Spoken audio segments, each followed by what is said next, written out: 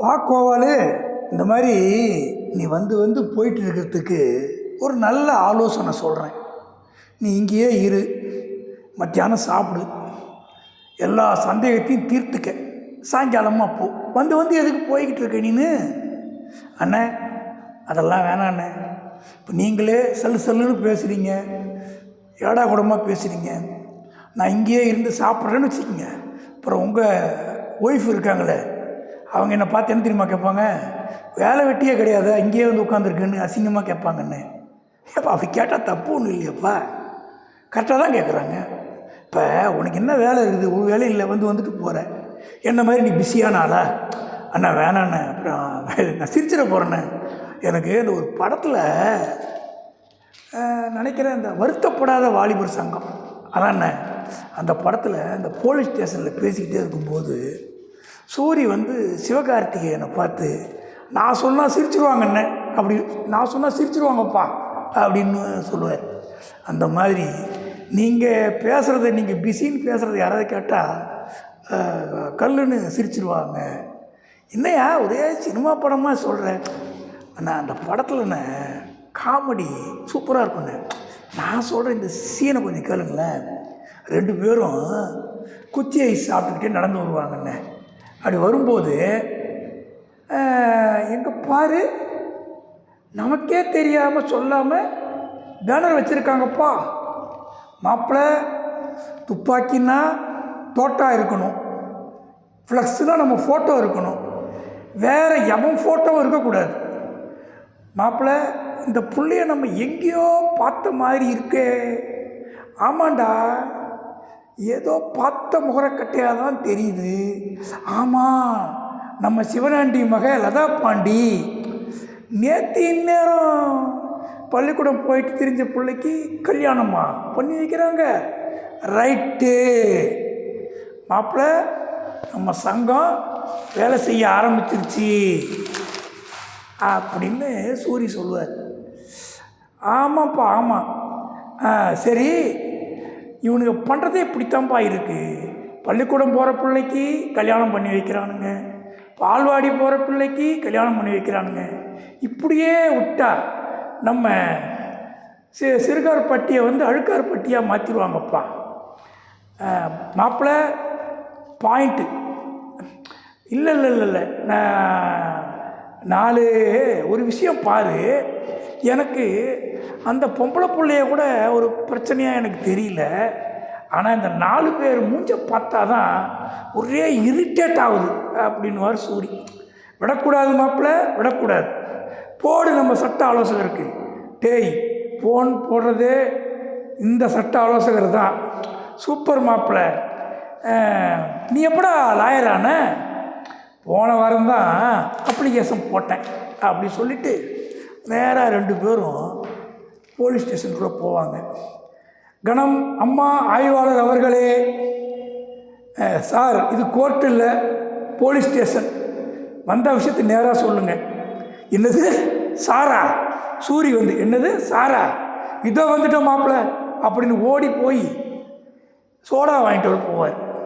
கொடுமை நடந்துக்கிட்டு இருக்கு, என்ன குற்றம் நடக்கக்கூடாது, புத்தகம் தூக்குற வயசில் பிள்ளைய சுமக்கலாமா, இது நல்லா இருக்கா, பெண்கள் முன்னேற்றத்துக்கு ஏற்றதாக இருக்கா, இதை தட்டி கேட்க யாரும் இல்லையா, ஐயோ பாரதி இருந்திருந்தா பாரதி அப்படின்னு கத்துவார். நீ கண்ட புதுமை பெண் எங்கே, நீ கண்ட புரட்சி பெண் எங்கே? எஸ்கியூஸ் மீ மாப்பிள்ளை, நீ குடிச்சுவிட்டு எனக்கு கொஞ்சம் கொடு மாப்பிள்ளை, மொத்தத்தையும் குடிச்சிடாத அப்படின்னு அந்த சோடாவை வாங்குவார். அது ஒரு காவல் ஆய்வாளருடைய அசிஸ்டண்ட்டு ஒரு அம்மா அந்த அம்மாட்ட, என்ன மேடம் இப்படி பேசிக்கிட்டு இருக்காங்க, சும்மா அப்படின்னா கை காமிப்பாங்க, இன்னும் பேசுது. எங்கள் ஊரில்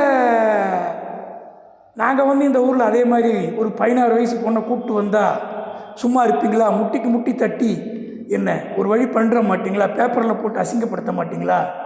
அதனால் இதை நீங்கள் தட்டி கேட்கணும். தம்பி விடுப்பா, அதெல்லாம் முடியாது அப்படின்றாங்க. அப்படி சொல்லும்போது இது தாய் தகப்பன் செஞ்சாலும் தப்பு தான் அப்படி சொல்லிட்டு சொல்கிறா அப்படின்னு சூரியை பார்த்து சிவகார்த்திகேயன் சொல்லுவான், இல்லைப்பா இதெல்லாம் நான் சொன்னால் சிரிச்சிருவாங்கப்பான்னு. அந்த மாதிரி இப்போ நீங்கள் பேசுகிறது இருக்குது. கோபாலு, உன்னை வந்து மூக்கத்தோடுன்னு சொன்னேன், நீ உலகத்தை சுற்றி வந்துவிட்ட. இதில் என்ன ஒரு வார்த்தை, நான் சொன்னால் சிரிச்சிடுவாங்க அப்படின்னு சொல்கிற ஒரு வார்த்தைக்கு ஒரு சினிமா கதை வசனத்தையே பேசி காமிக்கிற. அவ்வளோ ஃப்ரீயாக இருக்கிற நீ. உண்மையாலுமே எனக்கு நேரம் இல்லை சாமி. அண்ணே நீங்கள் என்ன பண்ணுவீங்கன்னு நான் சொல்லட்டுமா அண்ணன்? சொன்னால் அப்புறம் ஏன்டா இவன்கிட்ட இப்படி பேசுகிறோம் அப்படின்னு நினச்சிப்பீங்கண்ணே.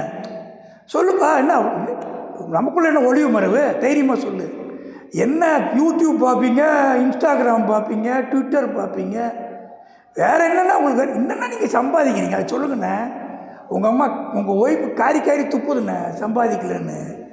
பிஸியாக இருக்கிறாள் காசு சம்பாதிக்கணுண்ணே. சரி சரி சரி நமக்குள்ளே நட்பை வச்சுக்கோம், வேணாம் மேற்கொண்டு பேசாத. நம்ம மேட்ரு உனக்கு யாரும் சொன்னான்னு தெரில, உங்கள் ஒய்ஃப் தானே சொன்னாங்க வெட்டியாக உட்காந்துக்கிட்டு இருக்காருன்னு. ஓஹோஹோ மேட்ரு போயிடுச்சோ, சரி ஓகே, நமக்குள்ளே நட்பு தொடரட்டும். ஒருத்தர் மேலே ஒருத்தர் குறை சொல்ல வேணாம். இனிமேல் நான் உன்னை குறை சொல்ல, நீ என்னை பார்த்து குறை சொல்லாத. நம்ம ஃப்ரெண்ட்ஷிப் மெயின்டைன் பண்ணுவோம். இருந்தாலும் நான் உங்கள்கிட்ட ஒரு கெத்து காமிச்சிட்டே இருந்தேன், பிஸியாக இருக்கேன்னு. அந்த கெத்தையும் உடச்சி போட்டேன்.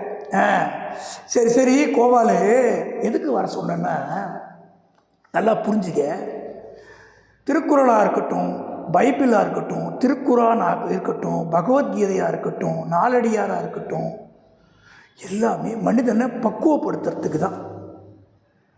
பகுத்தறிவுங்கிறது பிறந்த குழந்தைக்கு எதுவும் தெரியாது. இதெல்லாம் கேட்டு கேட்டு தான் பகுத்தறிந்து அவன் வாழ்க்கையில் செம்மையாக திருந்துறான்.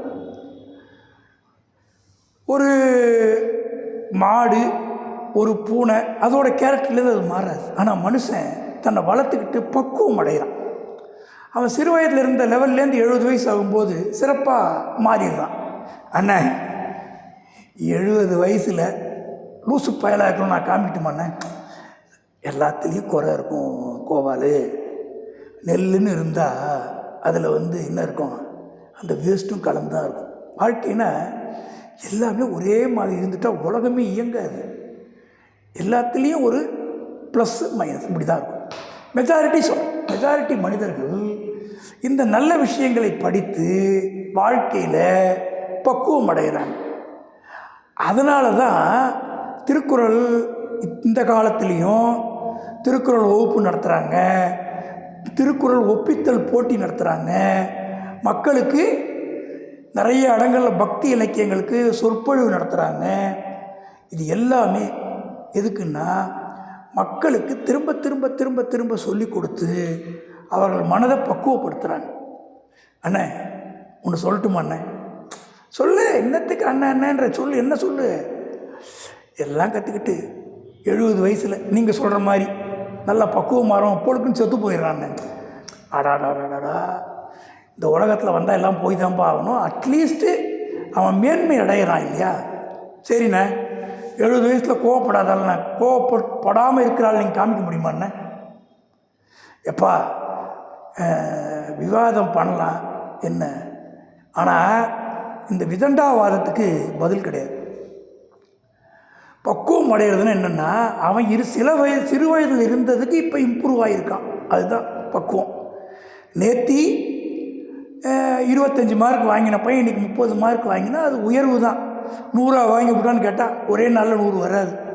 அந்த மாதிரி இந்த இலக்கியங்கள், இலக்கணங்கள், அப்புறம் சங்ககால நூட்கள், இது எல்லாமே ஒரு மனிதன் படிக்கும்போது பக்குவமாகறான், அவருடைய வளர்ச்சி நல்லா இருக்குது. அதில் வேணான்னு சொல்ல முடியாது. தினம் தினம் பயிற்சி பண்ணும்போது ஒரு மனிதன் முன்னேற்றத்தை அடைகிறான். ஆனால் நிறையா நேரம் நல்ல விஷயம் சொன்னீங்க. ஏய் கதை விடாத, நீ தான் நிறையா சினிமா கதையை சொல்லிட்டு கிடந்த. சரி, நீ அடுத்த முறை வரும்போது அதே படத்தில் வேறு ஏதாவது ஒரு ஜோக் இருந்தால் சொல்லு. பார்த்தீங்களாண்ணா, ஜோக் சொன்னால் ஆர்வமாக கேட்குறீங்க, திருக்குறள் சொன்னால் வேணான்றீங்க. சரி சரி, நான் அடுத்த ஒரு 1 ஹவர் கழித்து வரேண்ணே, வரும்போது இன்னும் ஒரு ஜோக் சொல்கிறேண்ணே. ரைட்டு, போயிட்டு வா கோபாலு. அண்ணே ஒரு கிளாஸ் தண்ணி கொடுங்கண்ணே. வந்தால் ஒன்றும் கொடுக்க மாட்டேங்கிறீங்க, அப்படியே துரத்தி விட்டுறீங்க. இந்த தண்ணி குடியே கிளம்பு, ரொம்ப நேரம் நிற்காத. என் ஒய்ஃப் பார்த்தா அப்புறம் என்னையும் சேர்த்துட்டுவாங்க. ஓடு ஓடு ஓடு, வரேண்ணே.